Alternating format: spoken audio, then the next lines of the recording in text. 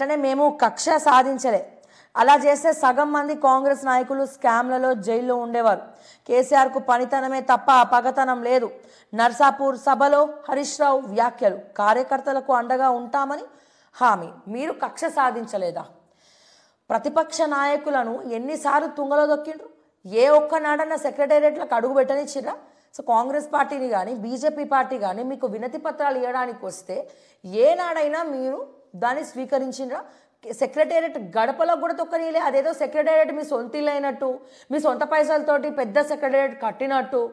ఎప్పుడైనా ఎవరినైనా వినతి పత్రాలు ఇస్తామని వస్తే మీరు రానిచ్చిండ్రా సెక్రటేరియట్లో? ఎందుకంటే సెక్రటేరియట్ ప్రజలకు అందుబాటులో ఉండాలి. ప్రతి ఒక్క గవర్నమెంట్ ఆఫీసర్ను ప్రజలు మరి ఏమైనా వాళ్ళకి కావాల్సినటువంటి పనులు చేయించుకోవాలంటే సెక్రటేరియట్ అధికారుల దగ్గరికి రావడం జరుగుతుంది. మరి స్టాండ్ బై తీసుకొని ప్రతిపక్ష నాయకులందరూ మీ సెక్రటేరియట్కి వస్తే పోలీసులతో అడ్డుకుంది ఎవరండి?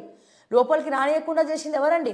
సామాన్య ముసలాయన కూడా చెట్టు కింద కూర్చొని దాహం దాహం అని చెప్పి ఇదే సెక్రటేరియట్ గేటు ముందర అడుక్కు తినేలాగా రైతు కూర్చొని ఆయన రెవెన్యూ బాధ ఏదో చెప్పుకుందామని వస్తే అతన్ని కూడా పొద్దు నుంచి రాత్రి వరకు ఎండల కూసుండబెట్టిండ్రే. మరి సెక్రటేరియట్లో రావడానికి లేదన్నరే. మరి దీన్ని ఏ రకంగా చూడాలండి హరీష్ రావు గారు? సో దయచేసి దీనికి సమాధానం చెప్పాలని చెప్పి హరీష్ రావు గారిని నేను మనస్ఫూర్తిగా కోరుకుంటా ఉన్నా. కక్ష సాధింపే చర్యలే చేయలేదు అంటున్నారు కదా. మరి మేము ఇన్నిసార్లు ఇన్ని రకాలుగా మాట్లాడుతుంటే మా అందరి మీద ఇంటెలిజెన్స్ నిఘాలు పెట్టింది ఎవరు?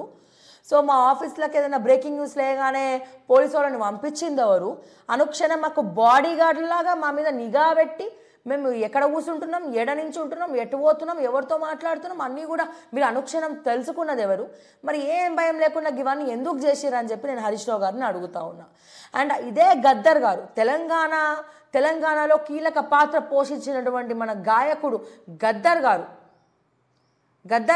4 గంటల పాటు 3 గంటల పాటు ప్రగతి భవన్ దగ్గర బయట ఒక వాచ్మ్యాన్ని కూర్చోబెట్టిండ్రే.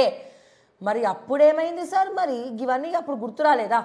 2008 డిఎస్సి బాధితులందరూ మీరు ముఖ్యమంత్రిగా ఉన్నప్పుడు కేసీఆర్ గారికి వినతి పత్రం ఇద్దామని వస్తే వినతి పత్రం తీసుకోకుండా ఎక్కడ మనది సెన్సేషన్ అవుతుందని చెప్పి లాఠీ చార్జ్ చేయించిండ్రే.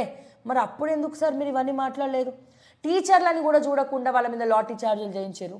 ఏదైతే ఒక చండాలమైనటువంటి ఆ బీహార్ రోడ్ చెప్పిండని చెప్పి ఒక నీచమైనటువంటి జీవో తీసుకొచ్చి ఒక భార్యాభర్తలు అంటే భార్యని విడదీసి భార్యను ఒక దగ్గర భర్తను ఒక దగ్గర ట్రాన్స్ఫర్ చేసినటువంటి గత ప్రభుత్వం మీది.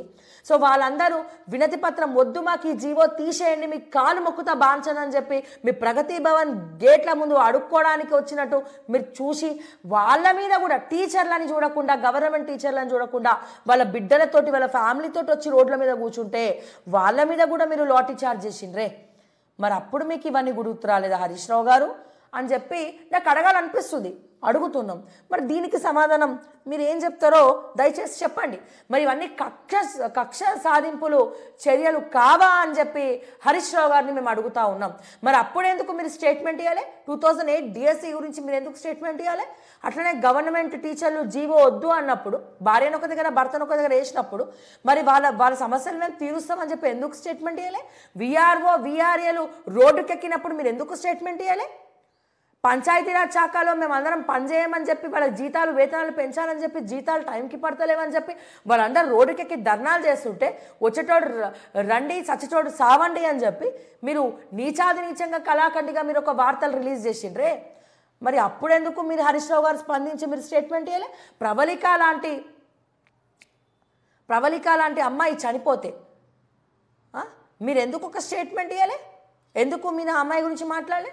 సో ప్రభుత్వ దవాఖానాలో ఎక్కడ బీఆర్ఎస్ IIITలో స్టూడెంట్స్ అందరూ ఆత్మహత్యలు చేసుకుంటే ఎందుకు ఆత్మహత్యలు చేసుకుంటున్నారని చెప్పి బాసర IIITలో వాళ్ళందరూ వచ్చినప్పుడు గొడవలు మొత్తం అయ్యి స్టూడెంట్స్ అందరూ ఆకలితో మలమల మాడిన తర్వాత కదా విద్యాశాఖ మంత్రి సబితా ఇంద్రారెడ్డి అప్పుడు కేటీఆర్ గారు ఇద్దరు పోయిండు. ఆ తర్వాత కూడా క్యాంటీన్లో ఫుడ్ వాళ్ళు వచ్చినప్పుడు బాగా పెట్టారు, తర్వాత బాగా పెట్టలే. సో లోపల ఇన్ని ఆత్మహత్యలు జరుగుతాయి. దానికి కారణం ఎందుకు మీరు తెలుసుకోలే హరీష్ రావు గారు? మరి మేము కూడా అడుగుతామండి, వీటన్నిటికి సమాధానం చెప్పాలి. మరి అడ్మినిస్ట్రేషన్ ఉందా అనిపించింది మాకు అప్పుడు. మేము అందుకే అడిగినాం, ఎందుకు పట్టించుకోవట్లే, ఎందుకు స్పందించట్లే అని. మెడికో ప్రీతి ఎందుకు చచ్చిపోయింది? మెడికో ప్రీతి ఆత్మహత్యగా చిత్రీకరించారు. ఎవరు చిత్రీకరించారు? వాళ్ళ తల్లిదండ్రులు బయటికి రాకుండా నోరు నొక్కేసింది ఎవరు? ఆ యూనివర్సిటీ మెడికోలో ఉన్నటువంటి విద్యార్థులు ప్రీతి ఎవరైతే ఫ్రెండ్స్ ఉన్నారో సో వాళ్ళందరూ కూడా బయటకు వచ్చి ఒక చిన్న స్టేట్మెంట్ కూడా ఎందుకు ఇవ్వలే? వాళ్ళందరినీ భయపెట్టింది ఎవరు? అండ్ మొన్నటికి మొన్న ఉద్యోగం రాలేదని చెప్పి మనస్తాపానికి గురయ్యి మరి ఆత్మహత్య చేసుకొని చనిపోయిందే, మరి మైలు పట్టిన ఆ కుటుంబాన్ని మీ ప్రగతి భవన్కి పిలుచుకొని మాట్లాడినారు, కానీ మీరు అక్కడికి పోయి ఒక ధైర్యం చెప్పలే. పైగా ప్రేమ వ్యవహారమే, ఆ అమ్మాయి ఇల్లీగల్ కారణమే, అందుకే ఆ అమ్మాయి ఆత్మహత్య చేసుకుందని చెప్పి నీచంగా ఒక శాటిలైట్ మీడియాలో కూర్చొని మీరు స్టేట్మెంట్ ఇచ్చారు. మరి ఇవన్నీ మీరు చేసిన తప్పులు కాగా? చంద్రబాబు నాయుడు లాంటి ఒక లెజెండరీ లీడర్ అరెస్ట్ అయ్యి జైల్లో కూర్చుంటే ఒక చిన్న స్టేట్మెంట్ మీరు ఇవ్వలేకపోయినరు.